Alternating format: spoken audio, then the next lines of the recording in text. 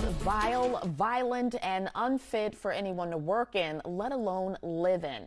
But New York City's Rikers Island jail remains open and operating, much to the dismay and disappointment of many people who want to see the jail shut down.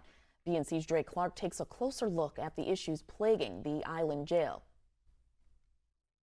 Rikers Island is one of America's most notorious jails. It's known not just for housing inmates, but also for the violent and dangerous living conditions inside the jail. And just this year, a record number of people have died here, leading to more calls for the jail to be shut down. To get inside Rikers Island, you have to cross what many people call the Bridge of Pain. On the island, there are 8 jail buildings spread out across 400 acres. Close to 5,000 inmates are incarcerated here. Darren Mack, who served time in Rikers in 1992 and 93, calls it Torture Island.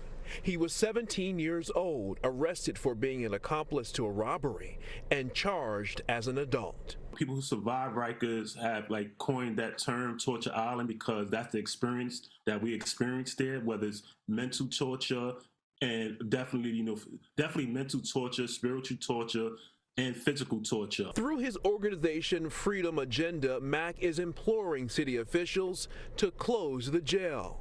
Freedom Agenda is among other inmate advocacy groups, making sure the jail issue isn't ignored.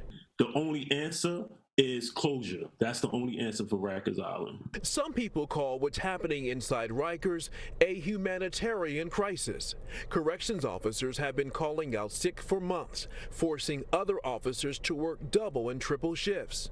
And inmates have taken advantage of the staffing shortages, violently attacking officers and each other, and making repeated attempts to escape. 1,200 correction officers have been assaulted, and the number of inmate-on-inmate slashings and stabbings have doubled.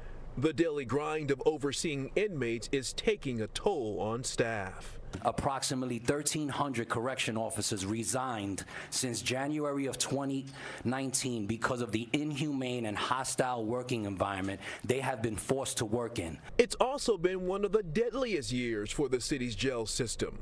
11 people have died at Rikers, half committing suicide. The last inmate to die was here at the Vernon Bain Center, a floating jail barge commonly called a modern-day slave ship because of its deplorable conditions. Less than 1,000 inmates are housed here. Critics say Rikers should close and Bain should be sank.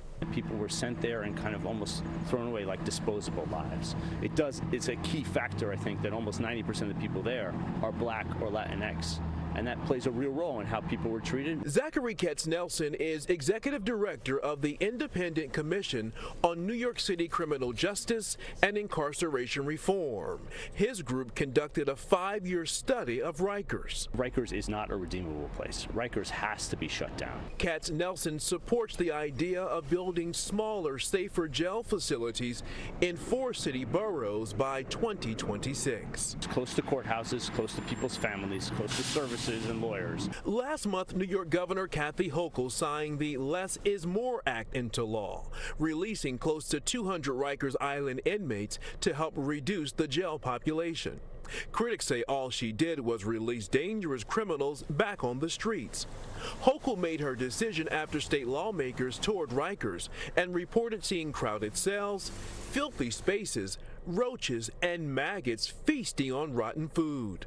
It's based on reforms that worked across the country. It's not something brand new. A new solution to an old problem. Rikers is in near ruins. The city knows it. The inmates live in it. The officers have to work in it. And outside the jail walls, many people are trying their best to do something about it. In 2019, New York City Council members voted in favor of closing Rikers Island by the year 2027.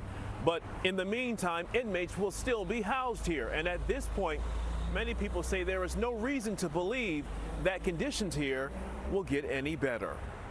In New York, I'm Dre Clark for BNC.